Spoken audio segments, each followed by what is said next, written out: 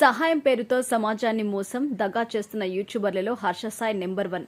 10 రూపాయలు ఇచ్చి లక్ష వెనక్కి తీసుకుంటున్నాడు. అందులో మళ్ళీ బెట్టింగ్ యాప్స్ ప్రమోషన్స్ అంటూ హర్ష సాయిపై ఒక రేంజ్లో ఫైర్ అవుతున్నారు నా అన్వేషణ యూట్యూబర్ అన్వేష్.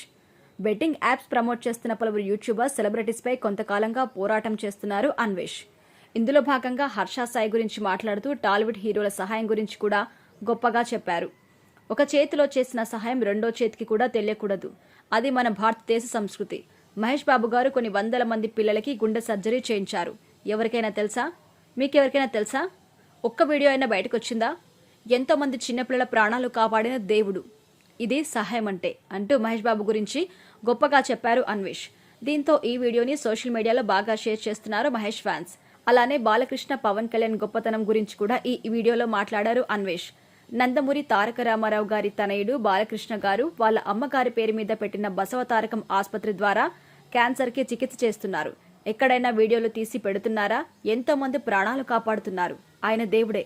అలా పవన్ కళ్యాణ్ గారు కూడా రాజకీయానికి రాకముందు ఎంతో చేశారు అంటూ చెప్పుకొచ్చారు. ఇలా ఎవరికీ తెలియకుండా సహాయం చేయాలని కానీ హర్ష సాయి లాంటి యూట్యూబర్స్ ఏదో డబ్బులు ఇస్తున్నట్టుగా వీడియోలు తీసి వాటి ద్వారా మిలియన్స్ వ్యూస్ సంపాదిస్తున్నారని ఆరోపించారు.